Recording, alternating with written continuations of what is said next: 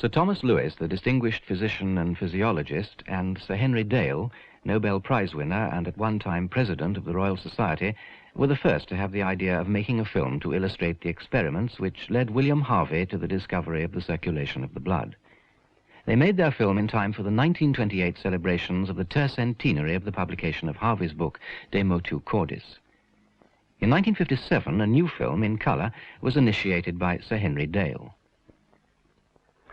For the commemoration of Harvey with the Royal College of Physicians on the 300th anniversary of his death in 1657, I have found myself again concerned with the making of a film. This has been possible only through my great good fortune in being able to enlist the cooperation of colleagues whose eyes and hands and ideas are much younger than my own are now. Over 150 copies of this film were made and shown to thousands of students all over the world. Since 1957, the results of research have led to a slightly different account of the development of Harvey's thought and of the historical background. For this, and for technical reasons, it was decided in 1970 to make a new film.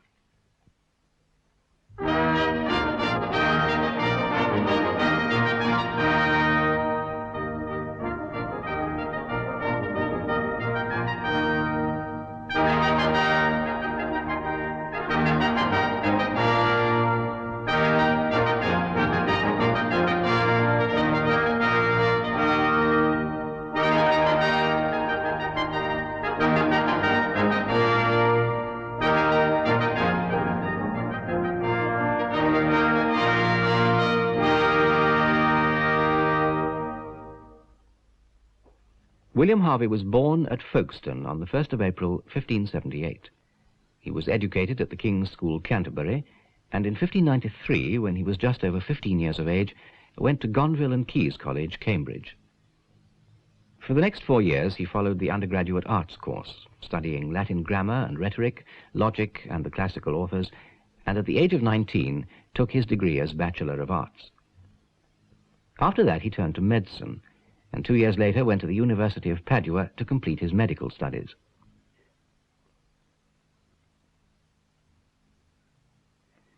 There he received his degree as Doctor of Medicine and Philosophy on the 25th of April, 1602, having passed the appropriate examinations in both these subjects, as is attested by the signatures of his examiners.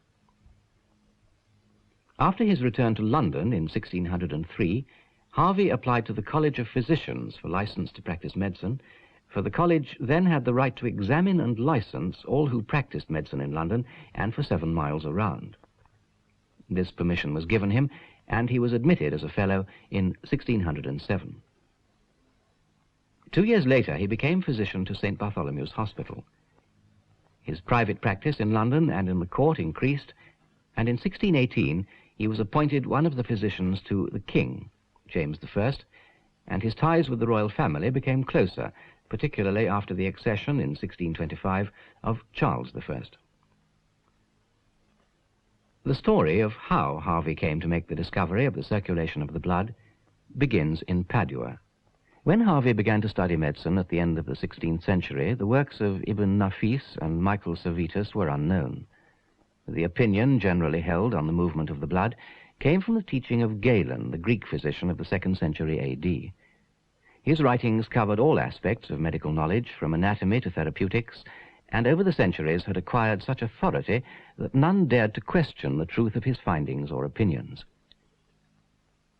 According to Galen's opinion, as it was taught in the 17th century, all the blood in the body originated in the liver. The food passed into the stomach and intestines,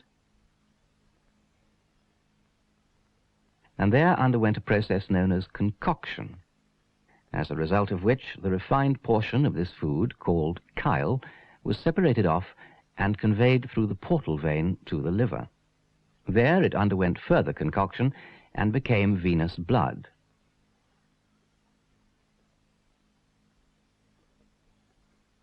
And at the same time it was endowed with natural spirit, and so acquired the power of imparting life and nourishment to all parts of the body.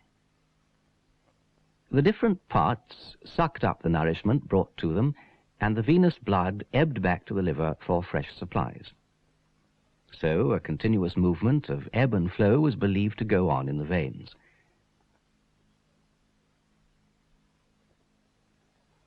From the liver, the vena cava brought the venous blood to the right ventricle of the heart.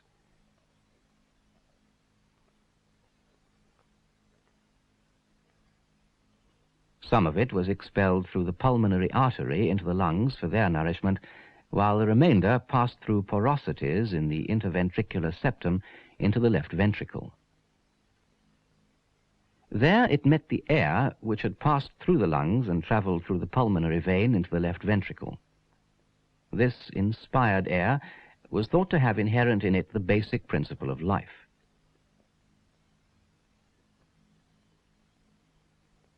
In the left ventricle of the heart, it was believed that a further concoction took place, and that the venous blood and the inspired air were refined together to become arterial blood endowed with vital spirit. Arterial blood went out from the left ventricle of the heart through the aorta and from thence into the whole body. At the same time, the fuliginous vapours, which were thought to be given off by the concoction of blood and air in the left ventricle, were driven back through the pulmonary vein into the lungs and so breathed out of the body.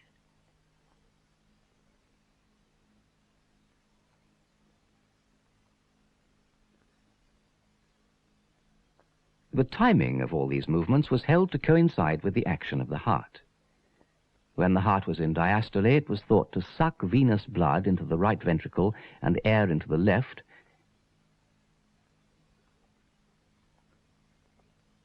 and when in systole, to drive out the venous blood through the pulmonary artery, arterial blood through the aorta, and fuliginous vapours through the pulmonary vein.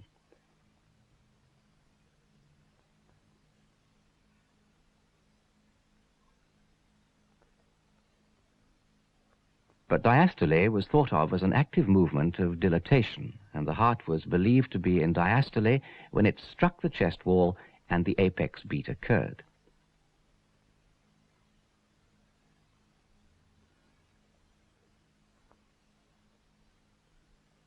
When Harvey went to Padua in the autumn of 1599, the university had one of the best medical schools in the whole of Europe. It had moved to a new building in 1542 on the site of the ancient hostelry of Il Beau, the Ox. The building still remains, much as it was in Harvey's time, and is now the administrative centre of the university.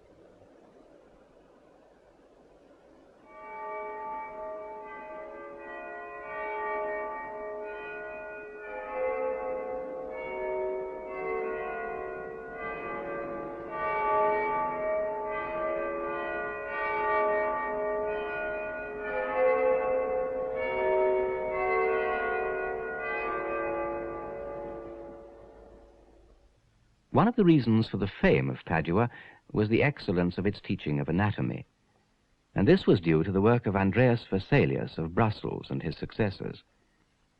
In 1540, when only 25, Vesalius was appointed lecturer in surgery and reader in anatomy. He was a brilliant dissector and was one of the first to point out Galen's anatomical errors. In 1543, he published the first great treatise on the anatomy of the human body, De Humani Corporis Fabrica.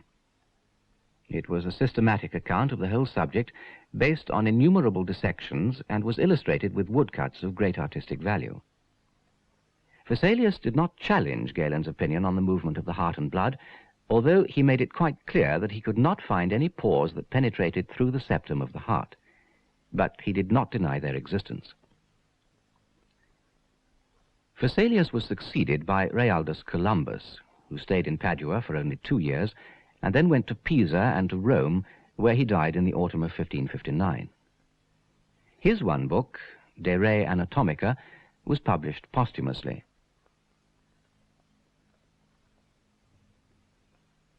Columbus pointed out that current opinion on the timing of the apex beat with diastole of the heart was the reverse of the truth, and that in fact the active movement of the heart was in systole.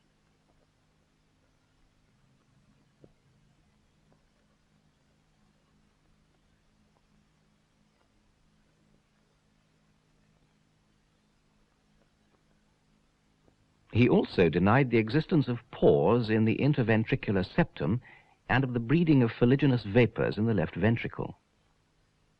Instead, he maintained that the blood left the right ventricle of the heart through the pulmonary artery, passed through the lungs, and entered the pulmonary vein, and so went into the left ventricle.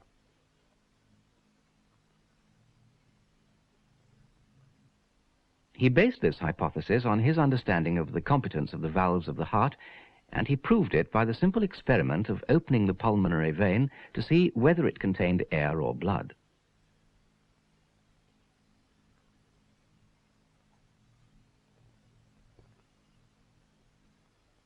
Hieronymus Fabricius of Aquapendente, Harvey's own master, became lecturer in surgery and anatomy at Padua in 1565. The permanent anatomy theatre was built in his time in 1584 on an upper floor of the university, and there Harvey certainly stood to watch Fabricius's demonstrations. Fabricius was an excellent teacher and popular with the students. He did not challenge the orthodox Galenic opinion on the movement of the heart and blood. He did not believe in the truth of Columbus's findings. But he did demonstrate the valves in the veins. De Venarum Ostiolis was published in 1603, after Harvey had left Padua. Fabricius believed that blood left the heart through the veins. Valves are placed in the veins with a view to checking the blood on its course and preventing the whole mass of it from slipping headlong down and escaping. He pointed out that if one tries to exert pressure on the blood or to push it along by rubbing from above downwards, one will clearly see it held up and delayed by the valves. Harvey may well have seen this demonstration, and it may have set him thinking about the movement of the blood, for as Robert Boyle reported, it was thinking about the valves of the veins and the manner of their action that first gave Harvey the idea that the blood circulated throughout the whole body. In 1615, Harvey was appointed by the College of Physicians as its Lumleian lecturer in surgery and anatomy, and in April 1616 he gave his first full-scale public anatomy in the presence of members of the college. The notes for these lectures exist in a manuscript in the British Museum, and from them it's possible to know precisely how far Harvey had gone at that date towards the formulation of his new hypothesis. By this time, Harvey had read the works of Columbus and had reached the conclusion that Columbus was right, and that the current belief in the timing of systole and diastole of the heart in relation to the apex beat was wrong.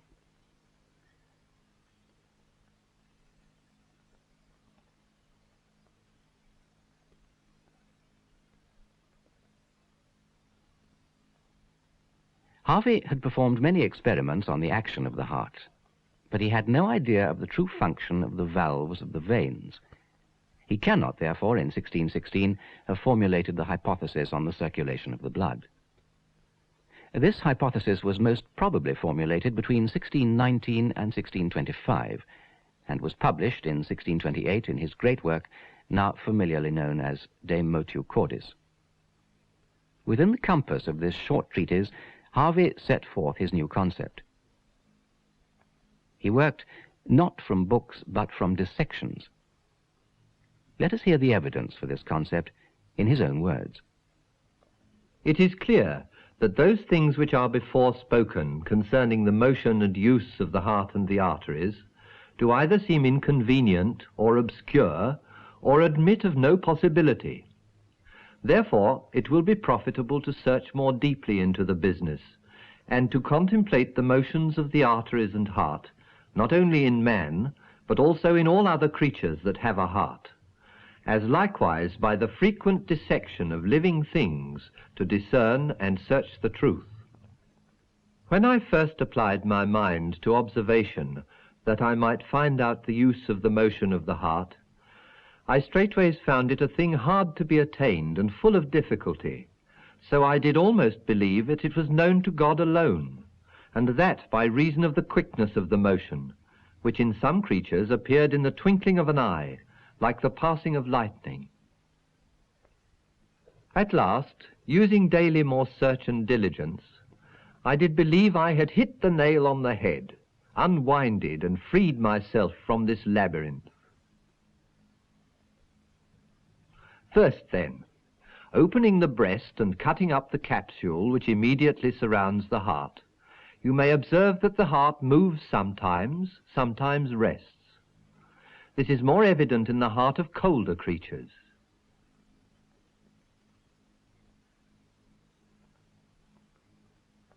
It is also evident in the hearts of other animals, as of dogs, if you observe attentively till the heart begin to die and move faintly.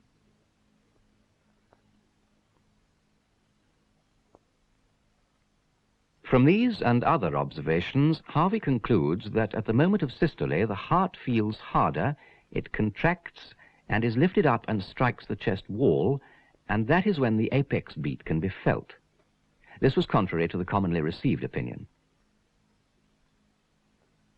Next, Harvey analyzed the action of the heart and demonstrated that blood was thrown by the contraction of the auricles into the ventricles and by the contraction of the ventricles into the arteries. There are, as it were, at one time two motions, one of the auricles and another of the ventricles, for they are not just at one instant, but the motion of the auricles goes before, and the motion of the ventricles follows. When all things are in a languishing condition, the heart dying away, it ceases to answer by its motion, and only by nodding its head seems, as it were, to give consent.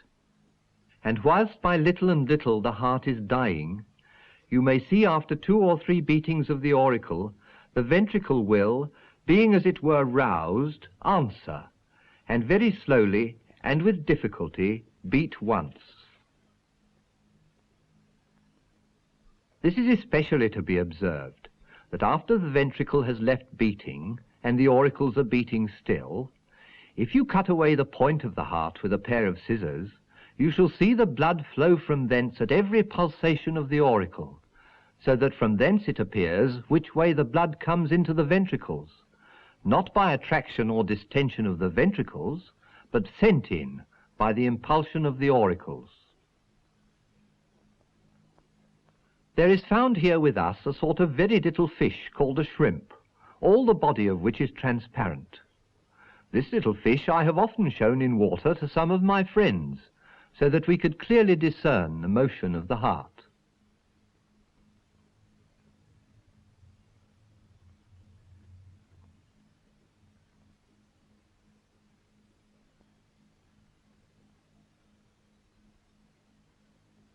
In a hen's egg, I showed the first beginning of the chick like a little cloud, by putting an egg, off which the shell was taken, into water warm and clear, in the midst of which cloud there was a point of blood which did beat, so little that when it was contracted it disappeared and vanished out of our sight, and in its dilatation showed itself again red and small as the point of a needle, insomuch as betwixt being seen and not being seen, as it were betwixt being and not being, it did represent a beating and the beginning of life. Harvey went on to prove that the systole of the heart coincided with the expansion or diastole of the arteries. In fishes, if at the time you see the heart stiff and contracted, you cut the pipe which leads from the heart to the gills, from thence you shall see the blood forcibly thrust out. From this it is clear that the arterial diastole is at the same time with the systole of the heart, and that the arteries are filled and distended by reason of the immission of blood made by the constriction of the ventricles. Just as, when one blows in a glove, he shall see all the fingers swell up together and assimilate this pulsation. Harvey's next step was to demonstrate how the blood passes from the right ventricle by the pulmonary artery into the lungs, and from thence by the pulmonary veins into the left auricle and left ventricle of the heart.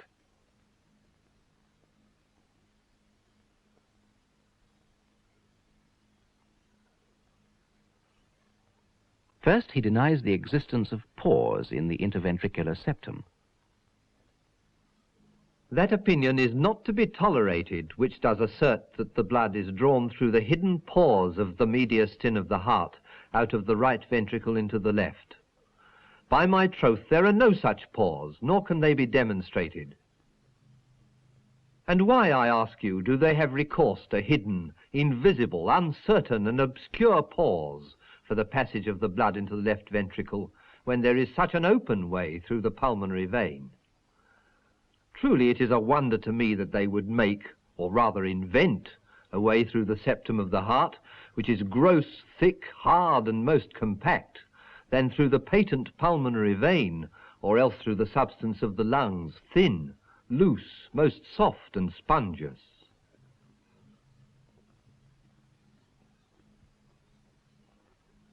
There are in the orifice of the pulmonary artery 3 doors, made like a sigma or half moon, which altogether prevent the blood sent into the pulmonary artery from returning again to the heart. So likewise in the aorta.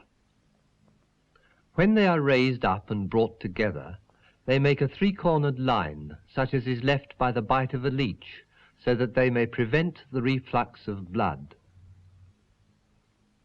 The structure and action of the valves of the heart supports the view that the blood passes from the pulmonary artery through the parenchyma of the lungs into the pulmonary veins. So Harvey confirmed the work of Realdus Columbus, but in 1628 he had not devised any experiment to prove that the septum was indeed a solid wall. This he did not do for another 23 years. In 1651 he described the experiment in a letter written to the German physician Paul Mark van Slegel. It may be well here to relate a crucial experiment which I lately performed. Having tied the pulmonary artery, the pulmonary vein, and the aorta, and then opened the left ventricle of the heart, we passed a tube through the vena cava into the right ventricle.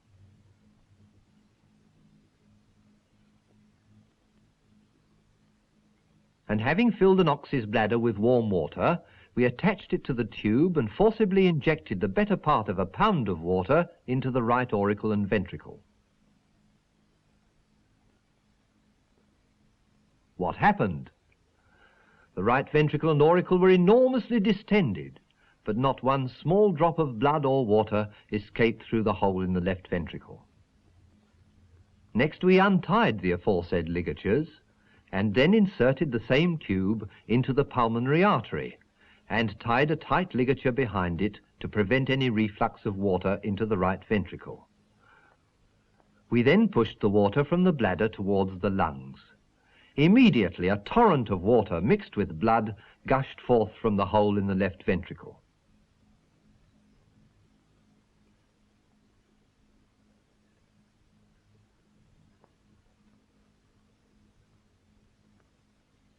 Harvey set out in De Motu Cordis the evidence on which is based his hypothesis that blood circulates throughout the whole body. When I had often and seriously considered with myself what great abundance of blood there was, as witnessed by my dissections and experiments on living creatures, by the opening of the arteries and many ways of searching, by the symmetry and magnitude of the ventricles of the heart, and of the vessels which go into it and go out from it, as likewise by the careful artifice of the valves and fibres, and of the rest of the fabric of the heart, and by many other things, and when I had long time considered with myself how great abundance of blood was passed through, and in how short a time that transmission was done, and whether or no the juice of the nourishment which we receive could furnish this or no, and how it could be that the veins were not quite emptied and drained, and the arteries, on the other hand, not burst open with too much intrusion of blood, unless this blood did pass back again some way out of the arteries into the veins, and return into the right ventricle of the heart, I began to bethink myself if it might not have a motion, as it were, in a circle. The first proof of the circulation of the blood is a quantitative experiment, and although Harvey's calculations may seem rough and ready, The experiment is important, for it was almost the first time in the history of physiology that an argument of this kind was used. Let us suppose how much blood the left ventricle contains in its dilatation when it's full, say 2 ounces.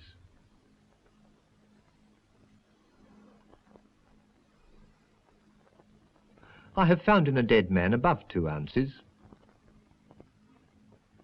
Let us suppose likewise how much less the heart may contain when it does contract itself, and from thence how much blood is thrust out into the aorta. So let us imagine that in a man there is sent forth in every pulse of the heart at least 1 dram of blood, which by reason of the hindrance of the valves cannot return to the heart. The heart in 1/2 hour makes above 1,000 pulses. Now, multiply the drams transfused through the heart into the arteries, and you will always find a greater quantity than is found in the whole body. So likewise in a sheep, in whose body for the most part is not contained above 4 pounds of blood, for I have tried it. Harvey's next experiments were designed to prove that the arteries receive blood from the veins in no other way than by transmission through the heart. If anyone cut up a live snake, he shall see the heart beat calmly, distinctly, for more than a whole hour. The vena cava enters the lower part of the heart, the artery comes out at the upper part. Now, taking hold of the vena cava with a pair of forceps, and the course of the blood being stopped a little way beneath the heart, you shall perceive to be presently almost emptied that place which is betwixt your forceps and the heart, the blood being exhausted by the pulse of the heart. And the heart will be of a far lighter colour, and it is lesser too in its dilatation for want of blood, and at last beats more faintly. So soon again as you let go the vein, both colour and bigness return to the heart. Unless you will deny your own eyesight, you must needs affirm the recourse of blood to the heart.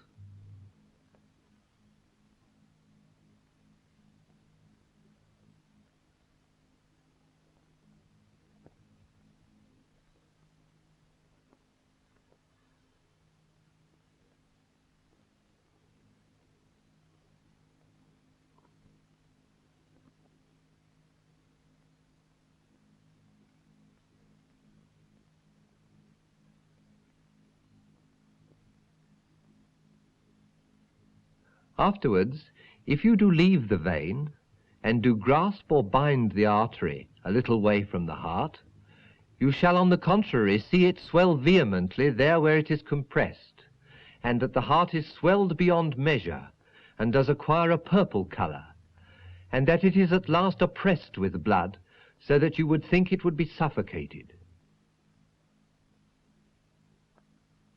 But letting go the artery, that the heart does return to its normal constitution, colour, and bigness.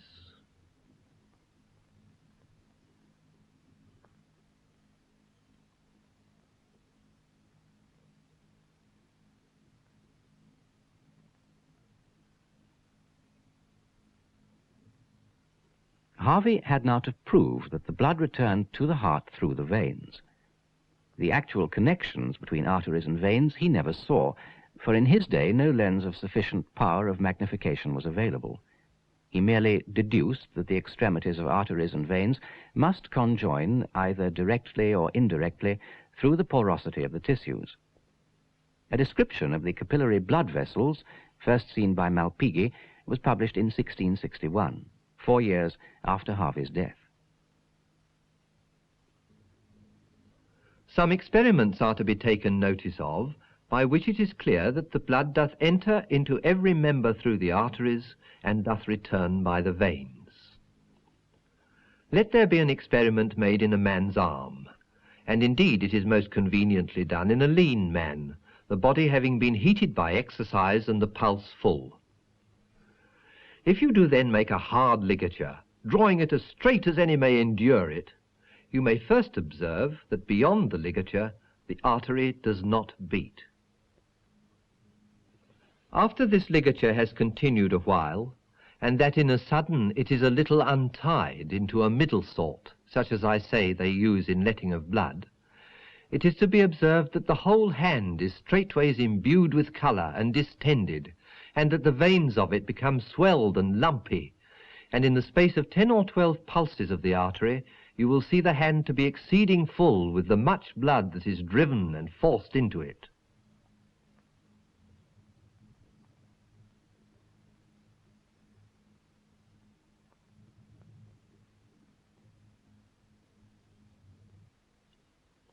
Another simple experiment to determine the direction of flow in the two sets of vessels Harvey describes in his second letter to Jean Riolan, written in 1648.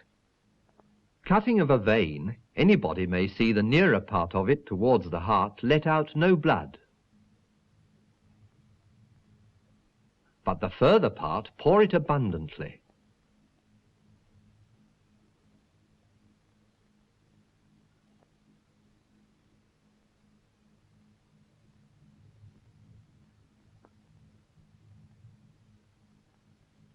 Cutting an artery, but a little blood flows from the further part.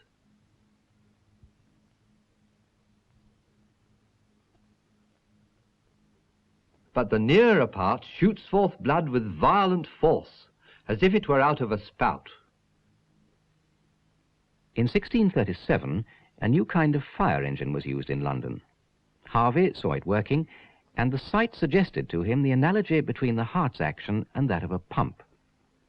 In his letter to Riolan, he describes the manner in which the blood spurts from a cut artery at every contraction of the heart, saying, "Just as water, by the force and impulsion of a fire engine, is driven aloft through pipes of lead, and we may observe and distinguish all the forcings of the engine, even though it be a good way off, in the flux of the water when it passes out, the order, beginning, increase, end, and vehemency of every stroke, even so it is with the blood from the orifice of a cut artery."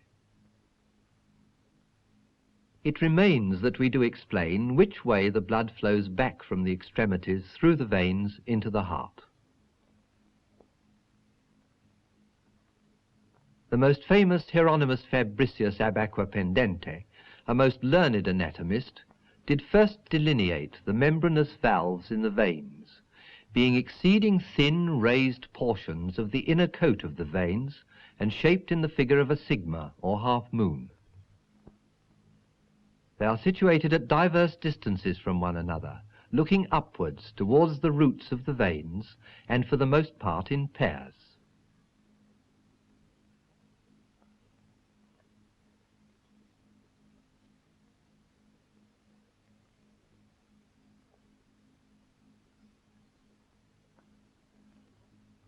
I have often found that in dissection, if beginning from the root of the vein I did put in a probe towards the small branches, with all the skill I could, it could not be further driven by reason of the hindrance of the valves.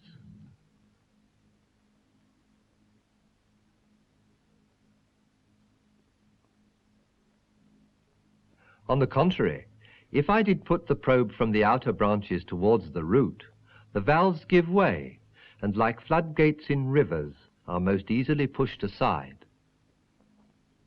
The valves were solely made lest the blood should move from the greater veins into the lesser, that the blood should not go from the centre of the body to the extremities, but rather from the extremities to the centre. But that this truth may the more clearly appear, let the arm of a man be tied above the elbow as if it were to let blood. There will appear at intervals certain little nodes or swellings. These nodes are made by the valves.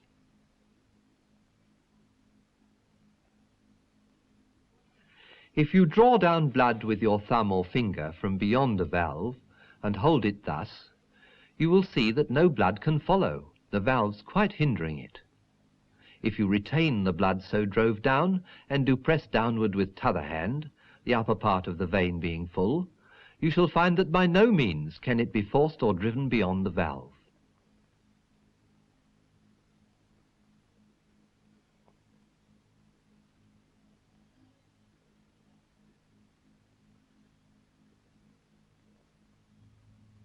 Taking away the finger you first applied, you shall immediately see the vein filled again from below. Again, Put your finger below any valve and press the vein that no blood may go from the hand upwards. Then squeeze with your finger the blood upwards to the valve. Then, taking away your finger, suffer the vein to be filled up again from below.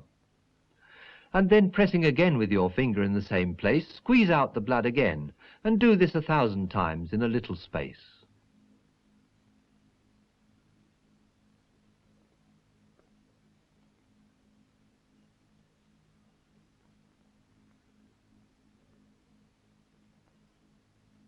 Now if you reckon the business, how much blood has been pushed above the valve, you shall find so much blood passed by this means through a little part of a vein, that you will find yourself perfectly persuaded concerning the circulation of the blood and its swift motion.